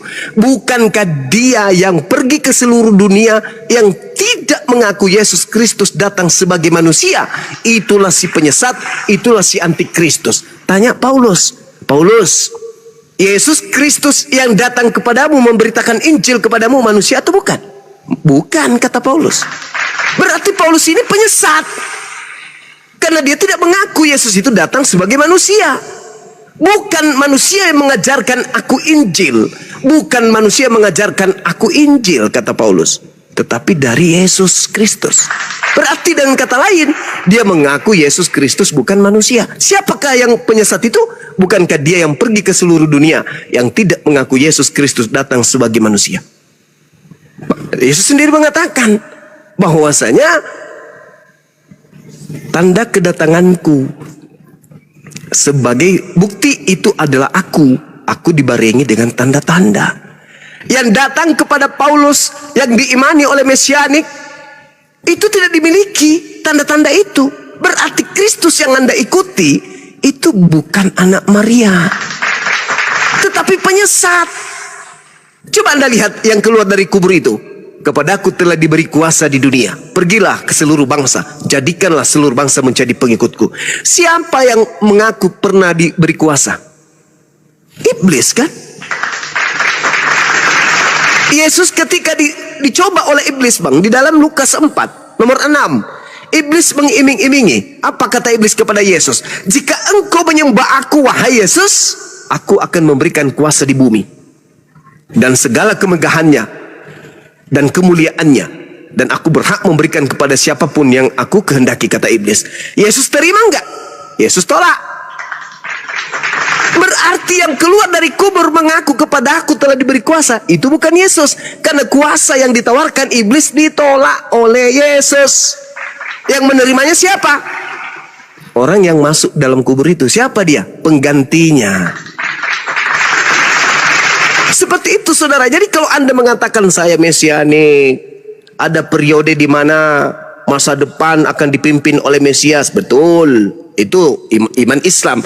Tapi sayangnya mesianik ini bukan pengikut Kristus atau bukan pengikut Mesias yang datang ke tengah Bani Israel, tetapi Mesias yang datang kepada Paulus, di mana Mesias ini membimbing kemudian Paulus untuk mengajarkan dirinya sebagai rasul untuk non-Yahudi. Galatia 1 nomor 15. Itu, Bang. Yesusnya mengaku untuk Yahudi, Paulus mengaku untuk non-Yahudi. Dua kemudian misi yang berbeda. Bahkan Yesus berkata dalam Matius 10 nomor 5 nomor 6, Yesus berpesan kepada ke-12 muridnya agar jangan ke bangsa lain, melainkan datanglah kepada domba-domba yang sesat dari umat Israel. Murid yang setia akan mendengarkan nasihat itu untuk jangan ke bangsa lain. Tapi murid yang tersesat oleh Kristus palsu akan pergi ke seluruh dunia mengajarkan tentang penyembahan terhadap Kristus. Ini sudah luar biasa penjelasan saya. Sederhana dan berdata. Cuman Anda menolak karena bertentangan dengan doktrin dan dogma yang Anda imani. Silakan. Terakhir ke abang itu imani, ya kan sudah masuk ranah iman. Yang abang yang narasikan itu bukan cuma sekedar narasi, tapi dengan data ya. 2 Yohanes 1 ayat 7, Galatia 1 ayat 12, itu bisa saya jelaskan, tapi mohon maaf dalam kesempatan ini. Jadi saya hanya mencari poinnya, di mana Bang Suma memaksakan bahwa itu harus datang sebagai manusia, bukan sebagai roh, dan dituntun oleh Paulus itulah kekristenan. Ya itu begitu, Bang, ya Bang? Betul. Ya. Nah, itu yang abang salah pahami, yang bisa saya jelaskan. Namun kalau saya jelaskan di sini poinnya, karena ada narasi atau frasa dalam satu ayat yang abang katakan tadi, datang sebagai manusia, bukan sebagai roh, karena yang sebagai roh itu Paulus. Biarlah itu, Bang, apa yang abang bicarakan tadi, yang Anda narasikan tadi, semua itu menjadi pelajaran untuk saya mendalami. Saya mesianik, saya bukan Kristen yang hanya menang-menangan untuk debat mengalahkan abang untuk mencari kemenangan di situ, tapi cari poinnya. Dengan teman-teman yang di bawah ini udah saya bilang ke teman-teman bahwa segala pertanyaan itu jadi pelajaran bagi kami. Lalu mesianik dengan pandangan kami dalam pengajaran dalam bukan diselamatkan karena doktrin, dogma atau peraturan, tapi kami diselamatkan karena ada kasih karunia. Abang kan terakhir abang bilang mengenai ranah iman. Nah, itulah iman kami. Mengenai Galatia 1 ayat 12 itu hanya Yahudi itu Dan 2 Yohanes 1 itu kan mesianik itu memenuhi semua, Bang. Itu mungkin abang pertanyakan ke Kristen, karena kami juga bertanya kepada mereka. Tapi kami memakai apa yang mereka pakai LAI ini, yang sebenarnya banyak yang kami harus mengajarkan mereka. Sama seperti abang mengajarkan saya sekarang, saya mengajarkan ke mereka itu, mereka yang sebenarnya kurang paham dengan yang diterjemahkan. Kan itu Oke, begini saja Bang Sar ya. Kita semua di sini kan sedikit Bang Sar. itu, Bang. Iya sedikit Bang Sar. Kita di sini kan posisinya belajar. Ya, Iya. dari tadi mesti banyak di atas semuanya terdiam gitu kan. Karena biar kita dapat edukasi, dan bagus Bang Sar ketika jujur gitu. Kalau tidak tahu bilang tidak tahu. Tetapi alangkah baiknya mungkin Bang Sar bertanya gitu kan. Ya kalau ada bantahan nanti dibantah gitu. Biar lebih enak, Bang. Mungkin seperti itu Bang Sar. Biar ada poinnya. Silakan Bang Sar. Dari pertanyaan dulu, Bang. Karena di sini banyak narasi yang sebenarnya bisa timbul pertanyaan. Karena ini ya orang-orang akademik. Jadi Bang Zuma juga mempunyai kemampuan yang cukup mumpuni untuk menghafal semua, dan runutnya ini sudah terpatri dalam otaknya itu yang saya akui, yang Kristen juga perlu belajar ini di segala pertanyaan ini. Mantap, berarti Bang Sar juga di sini belajar sama Bang Zuma ya, Bang Sar ya. Ya, belajar dari segala pertanyaan. Lanjut. Bertanggung jawabkan. Saya belajar untuk bertanggung jawab. Saya bisa jawab itu. Saya belajar dari apa yang disalahpahami. Saya belajar, oh ini yang disalahpahami. Apakah disalahpahami atau benar adanya apa yang dikatakan Bang Zuma? Itu, Bang. Oke, siap. Cuma sampai situ, Bang. Saya nggak bisa panjang. Ntar itu kita juga harus batasi pembahasan dan batasi waktu. Nanti ada saatnya saya nanti undang Bang Zuma juga. Baik Bang, baik, siap. Pakai batasan, misalnya Siap. pembahasan topiknya apa, supaya kita nanti sampai ke situ kan ini jadi panjang, jadi ada pertanyaan tambahan. Saya dari tadi saya nggak membantah, apa yang saya bantah itu bukan begitu ya, bukan begitu. Tapi kalau abang masih konsentrasi itu, abang menyampaikan data ya saya silakan, ya kita fair aja. Supaya ada poin dan kita diskusi ini yang disaksikan oleh juga banyak yang menyaksikan. Waduh, ini udah banyak yang saksikan. Jadi supaya menjadi edukasi di mana pandangan dari mesianik menanggapi Zuma dengan cara seperti saya. Ya, saya menghindari ada hal-hal, kami kan ada kesamaan, tapi dalam ketidaksamaan itu nanti itu dalam ranah kita berdialog nanti, berdebat nanti. Ini bukan, buat saya ini bukan debat ya. Ini memperkenalkan apa yang disalahpahami dan apa yang sebenarnya yang harus Bang Zuma tekankan ke saya. Mesianik ini harus begini, itu saya dengar, saya harus mendengar pengajaran. Kami ada tradisi Gemara yang harus mendengar setiap pengajaran, apalagi sudah mengutip ayat. Saya menghargai semua itu. Oke, siap Bang Sar ya, ditanggapi dulu sama Bang Zuma ya. Ando, diam dulu kau, jangan merusuh. Kalau merusuh gua turunin kau. Fadol Bang Zuma, fadol.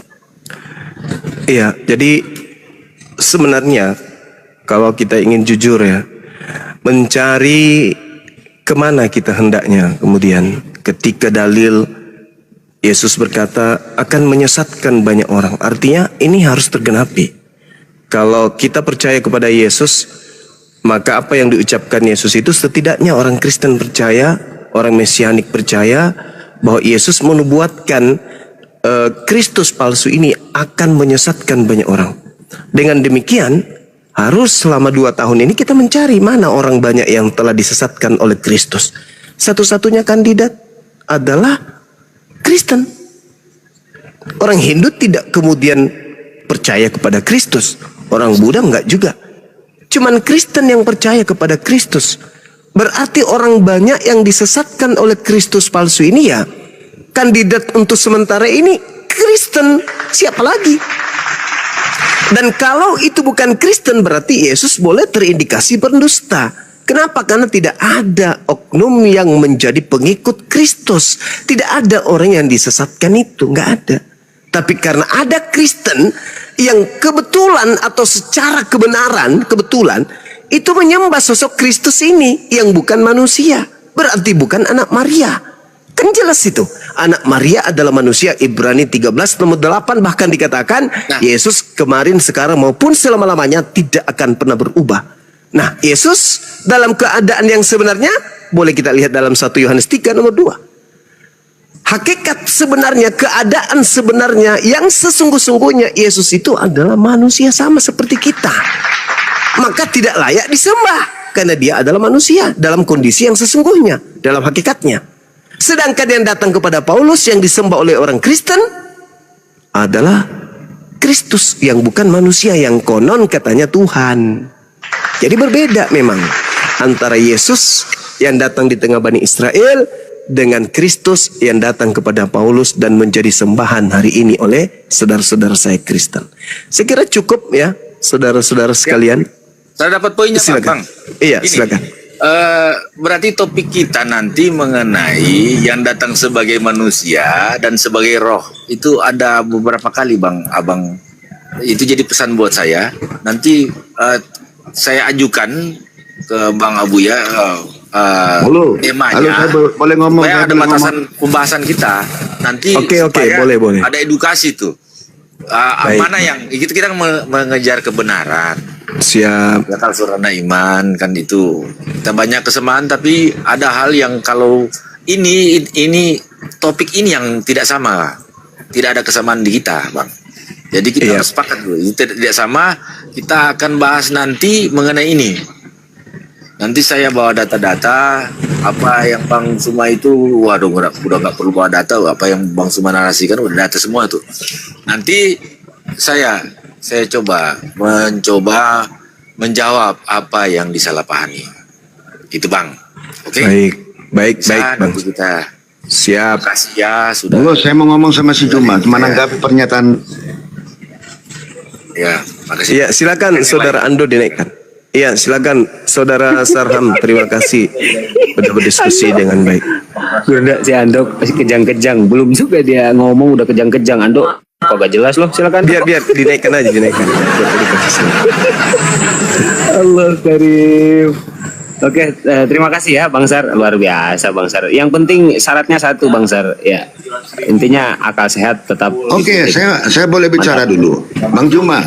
Di Matius 7 ayat 15 yang dinubuatkan Yesus itu adalah kedatangan nabi palsu. Ciri-cirinya di 2 Petrus ayat 21 menyangkal penyalipan.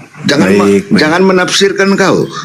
Akan datang nabi palsu, kata Yesus di Matius 7:15. Ciri-cirinya salah satu 2 Petrus ayat 21 menyangkal penyalipan.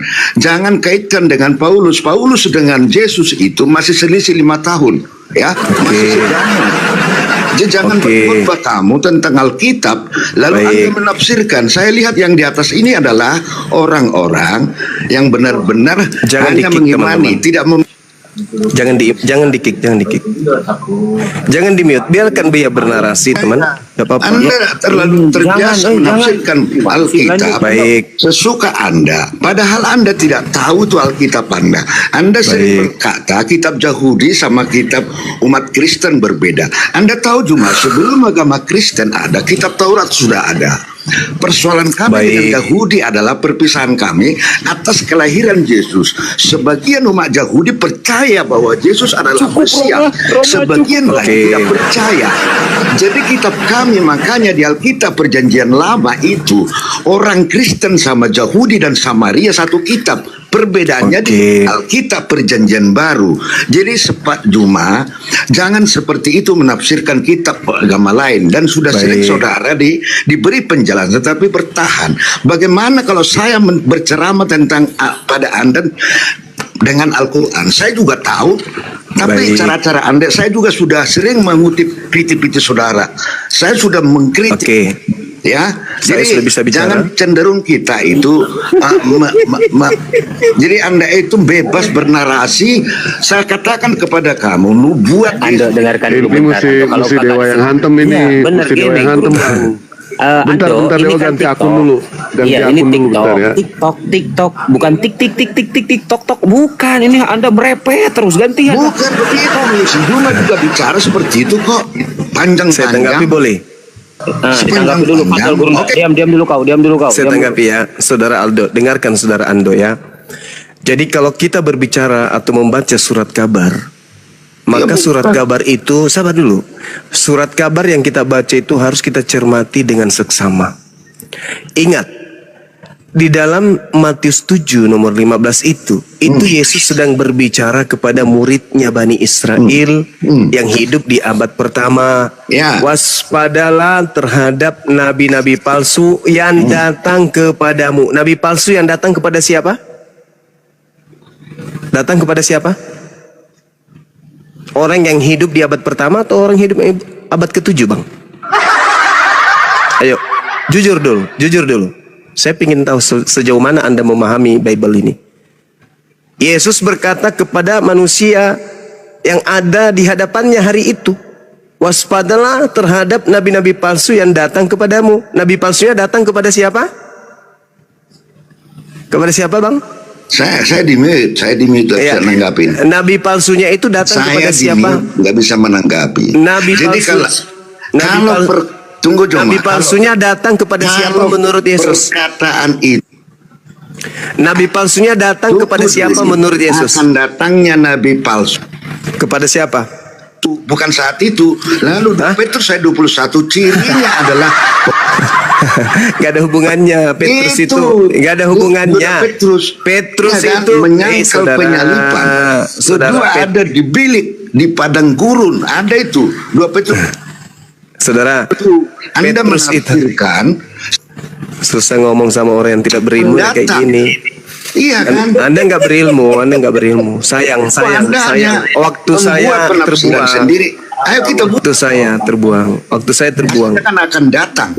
Saya nunggu instruksi dari Bang Zuma. Kalau ini suruh bersih-bersih di neraka, saya turun ke atas. Ayo, kau.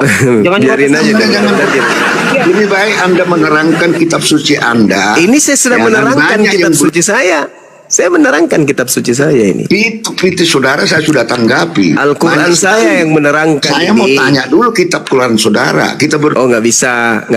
Ini Bible Anda saja Anda gagal. menerangkan. Saya ulang pertanyaan Anda saya. menerangkan Alkitab kepada orang Kristen. Matius Padahal 7 Alkitab tidak Matius Anda 7 imani. nomor 15 ini Anda Yesus tidak berkata imani. kepada siapa? Coba sekali-kali kalau kita diskusi itu Sekali kita berdua nih. Gantian kita tanya. Enggak. Tanya Al-Quran, saya nanya Anda Al-Quran sama membawa saudara. nabi palsu. Bisa Kan? enggak? Anda Sama- membahas selama nabi ini. palsu. Ini yang di atas ini sebenarnya juga kayaknya Udah Anda turun aja Bang. Anda nggak ada gunanya di sini. Percuma. Anda gagal paham dan Anda tidak bisa mengimbangi narasi saya gitu loh.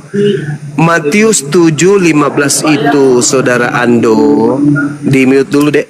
Matius 7 nomor 15 itu Yesus berpesan kepada muridnya angkatan pertama di abad pertama. Anda menuduh nabi palsunya yang ada di abad ke-7. Itu Anda sudah gila namanya. Tidak ada murid Yesus yang hidup di abad ke-7. Semuanya pada mati semua di abad pertama. Sedangkan Yesus menasihati muridnya di angkatan pertama, di abad pertama. Waspadalah kepada nabi palsu yang datang kepadamu yang nyamar seperti domba. Maksudnya non-Yahudi ngaku Yahudi. Itu maksud Yesus. Nah sekarang kalau Anda melihat dalam Bible Anda sendiri, 1 Yohanes 2 nomor 16, apa kata Yesus? Sorry, di data nomor 2, Yohanes 2, 1 Yohanes 2 nomor 18 sampai nomor 20, apa kata Yesus? Anak-anak, apa kata Bible Anda? Anak-anakku, waktu ini adalah waktu yang terakhir. Dan seperti yang telah kamu dengar, seorang antikristus akan datang. Sekarang telah bangkit banyak antikristus. Sekarang, bukan di abad ke-7. Sekarang, berarti abad pertama. Itulah tandanya bahwa waktu ini benar-benar adalah waktu yang terakhir. Memang antikristus itu berasal dari antara kita. Jangan kau tuduh di luar daripada kalian. Antikristus itu berasal dari antara kalian. Kata siapa? Kata Bible. Jadi yang dimaksud Yesus di dalam Matius 7 nomor 15 ini adalah murid-murid Yesus itu sendiri. Di tengah-tengah mereka ada antikristus, ada nabi palsu. Dan itu saya sudah jelaskan juga tadi, antikristus itu yang tidak percaya Yesus datang sebagai manusia. Orang Kristen sedunia, sekte apapun itu, mulutnya doang yang berkata Yesus itu manusia. Fakta di dalam prosesi keagamaannya, Yesus itu Tuhan. Jadi pendusta, penipu. Mulut berkata Yesus manusia loh. Tapi coba lihat siapa yang mereka sembah? Yesus. Tidak mungkin orang Kristen ini menyembah manusia. Nggak mungkin, nggak mungkin. Tidak mungkin. Jadi cuma mulut doang yang mengatakan Yesus itu manusia. Padahal iman mereka Yesus itu Tuhan. Berarti Kristen ini telah melakukan penipuan sepanjang sejarah. Apakah Kristen menyembah manusia? Tidak, paman. Apakah Yesus manusia? Yes, pasti manusia. Bahkan Kristen pun mengatakan dia manusia. Yesus itu 100% manusia. Tapi ada tapinya. Nah, itu penipuannya di situ. Tetapi dia juga 100% Tuhan. Itulah penipunya. Penyesat. Bagaimana mungkin sebuah cincin 100% batu, cincin yang sama juga adalah 100% emas? Bagaimana mungkin itu? 100% manusia, di sisi lain juga 100% Tuhan. Itu mustahil. Hanya bisa dipercayai oleh orang-orang yang tidak percaya kepada kebenaran firman Tuhan. Siapakah pendusta itu? Bukankah dia yang menyangkal bahwa Yesus adalah orang yang diurapin? Itulah pendusta. Kalau orang Kristen percaya Yesus itu adalah manusia yang diurapi, mustahil mereka menyembah Yesus. Tapi karena mereka tidak percaya Yesus itu adalah manusia yang diurapi, maka mereka menyembah Yesus. Itulah yang terjadi. Demikian. Silakan saudara. Berarti perkataan Muhammad hanya berlaku di abad itu. Seperti katamu. Bukan. Perkataan Yesus berlaku. Bukan kawan. Nabi Muhammad. Nabi jadi Muhammad. kamu ambil penjelasannya itu, gimana kamu menjelaskan seperti itu sebagai seorang ustadz, sebagai gurunda? Oke, baik. Karena ada di situ kamu perkataan Johnson dengarkan gua. Kalau lo kagak bisa diatur, nyerocos. Kamu pemakan hanya diatur. Lo gua buang lo. Gantian kalau ngomong. Gantian. Saudara, saya selesai dulu. Satu-satu Bang Johnson. Silakan Bang Sima. Ya, kalau di dalam Al-Quran, Bang, Nabi Muhammad menyeru kepada seluruh umat manusia. Sedangkan kalau di dalam pengajaran Yesus, Yesus hanya menyeru kepada Bani Israel. Berbeda itu. Kalau di dalam Al-Quran jelas, ya ayuhan nas, itu bertaburan dalilnya. Ya ayuhan nasu ubudu rabbakumul ladzi khalaqakum wal ladzina min qablikum. Ya ayuhan nasu kulu mimma fil ardi halalan thayyiba. Ya ayuhan nasu taqu rabbakumul ladzi khalaqakum, dan seterusnya. Itu seruan Nabi Muhammad kepada seluruh umat manusia. Sedangkan Yesus mana ada seruannya kepada seluruh manusia? Enggak ada. Iya, bertakiyah.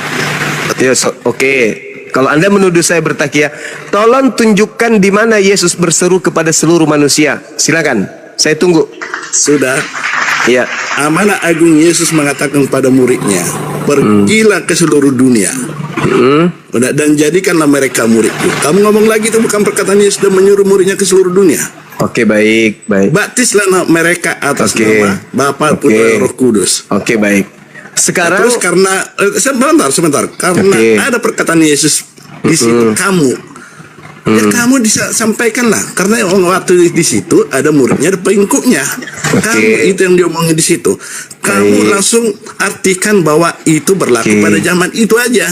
Saya minta dalil Yesus mengaku diutus untuk seluruh umat manusia itu di mana? Dia sudah bilang, aku datang ke dunia ini untuk menyelamatkan dunia ini. Iya, mana? Di mana itu? Di mana dalilnya? Tunjukkan ke saya. Udahlah, kamu bertakiyah aja Juma. Dari tadi kalau ada sekolah minggu aja udah ketawa ya penjelasanmu ini Juma. Tapi kamu mengaku gurunda apologi Islam. Saya minta dalil padahal, Bang. Saya minta dalil loh. Kesempatan Anda untuk penginjilan. Terus Mana amanat dalilnya? agung Yesus itu kamu akui nggak? Oke. Pergilah ke seluruh dunia, kamu akui nggak? Oke. Ya? Baik. Di satu PT kamu saya tonton, kamu nggak mengakui. Di sini kamu pasti mengakui. Yakin saya. Oke, boleh saya jelaskan? Oke, Matius 28 itu ucapan-ucapan yang terlontar setelah penyaliban, betul? Betul ya? Ucapan yang muncul setelah penyaliban, betul? Betul dong. Kamu akui dong kalau gitu. Tunggu. Ucapan di dalam Matius 28 itu ucapan yang tertulis oleh pengarang Matius setelah kejadian penyaliban. Betul Dulu, nggak? jangan. Betul nggak? Akui dulu. Jangan lari. Iya. Penyaliban itu kamu akui nggak? Saya Yesus akui. yang disalib. Saya akui penyaliban itu ada. Ya, Yesus yang disalib bukan? Yang disalib itu Kristus. Kok Kristus? Yesus Kristus nggak yang disalib? Kalau anak Maria bukan. Terus siapa yang disalib? Kalian satu pendapat dulu dari Islam itu. Kamu dulu pernah bilang Simon dari Arimatea. Kalau menurut Al-Quran itu bukan Nabi Isa alaihi salam. Itu menurut Al-Quran. Tapi menurut Bible itu adalah Kristus. Sedangkan Kristus itu banyak, ada palsu. Yang asli satu, yaitu yang datang lahir tanpa ayah. Tapi Kristus banyak. Makanya Paulus mengatakan Kristus telah menebus Kristen dari kutuk hukum Taurat dengan jalan menjadi kutuk. Sebab ada tertulis, terkutuklah dia yang digantung di atas salib. Itu tidak mungkin anak Maria, tidak mungkin. Anak Maria itu orang suci. Anak Maria itu adalah utusan Tuhan yang suci, yang dijaga oleh Tuhan. Maka yang terkutuk sudah pasti iblis. Di dalam pengajaran Yudaism yang dikutuk itu iblis. Di Islam juga yang dikutuk itu iblis. Hanya di Kristen yang dikutuk itu Tuhan.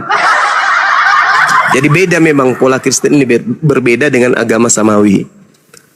Itu karena Kristen ini bukan agama samawi, agama yang dibuat oleh kekuatan Romawi. Jadi gitu ya. Jadi Yesus di dalam Matius 28 itu bukan dia yang mengatakan itu. Kenapa? Karena sebelum disalib, seluruh pengajaran Yesus sudah Yesus sampaikan, sudah Yesus tamatkan. Di mana itu kesimpulan Yesus? Yohanes 17:8. Segala firman yang engkau berikan telah aku sampaikan. Dan tidak ada di antara seluruh firman itu ada ucapan Yesus, pergilah ke seluruh bangsa dunia, jadikanlah seluruh bangsa menjadi muridku. Itu bukan ucapan Yesus itu. Itu ucapan penyesat yang keluar dari kubur. Coba saudara lihat di dalam Yohanes 14:30. Tidak banyak lagi aku berkata-kata dengan kamu, sebab penguasa dunia ini datang. Siapa? Iblis.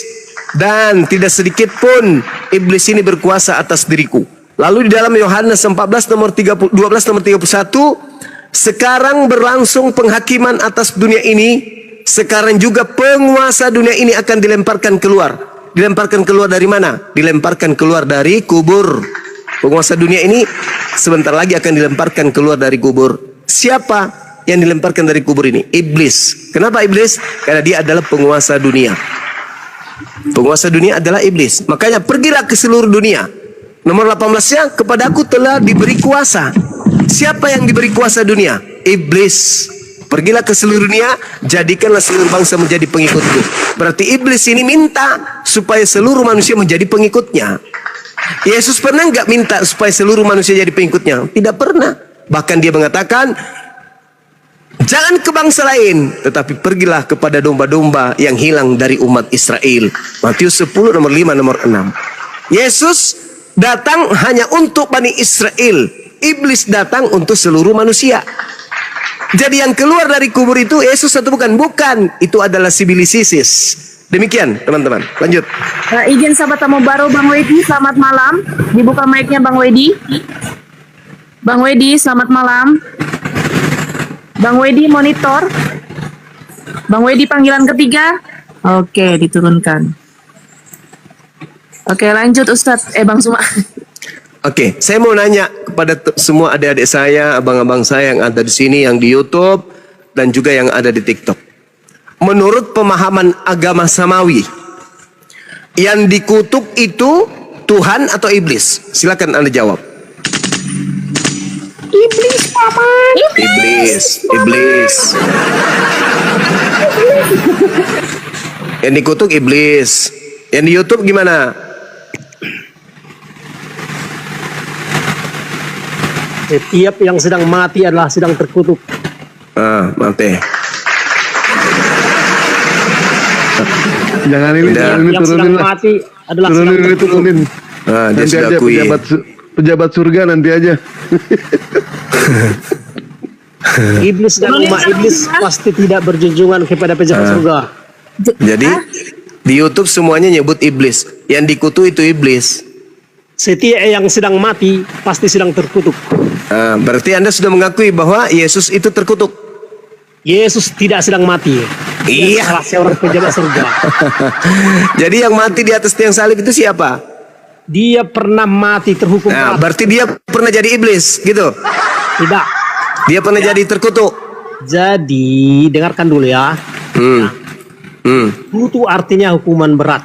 Ya, laknat. Kutuk artinya terhukum Kutuk berat. artinya laknat. Jadi, Jadi Yesus pernah dilaknat. Yesus pernah disangkakan berbuat juga dia dihukum berat. Tapi karena dia seorang setia dan benar, dia diangkat menjadi salah seorang Tuhan. Jadi kalau Yesus berbicara, waspadalah Jadi, kepada setiap penyesat makhluk yang yang sedang datang mati, kepadamu dengan memakai namaku dan berkata, akulah Kristus. hafal Berarti dulu. Yesus meminta Setiap waspada makhluk yang sedang kepada mati. makhluk yang dikutuk. Siapa makhluk yang dikutuk ini? Iblis. Tapi Kristen Yesus. menyembah dan memuliakan makhluk yang mati terkutuk ini. Yesus. Berarti dengan kata lain, Kristen Disangkakan dia menyembah seorang yang jahat. menyembah Tapi sosok karena yang dia mati seorang yang benar, terkutuk. dia Selamat. diangkat menjadi salah seorang Tuhan. Jadi orang hafal gini. Barang siapa sedang mati, maka dia sedang terkutuk. Yesus pernah terkutuk dong ya? Nah, barang siapa sedang mati, maka dia sedang terkutuk. Gua masak dengerin dulu gua ini pasti Udah berapa banyak orang Kristen yang sudah mati, Bang? Yang sudah terkutuk ya. Gantian Barang ngomongnya. siapa gantian. sedang mati, maka dia sedang terkutuk. Iya, Nadimu sedang orang-orang mati. Kristen sejak 2000 tahun berapa yang sudah mati? Udah berapa? Jadi setiap karena Terkutuk semua mereka. kutuk dosa adalah mati. Kutuk dosa adalah mati. Maka Selamat malam. Assalamualaikum warahmatullahi wabarakatuh. Oh, waalaikumsalam.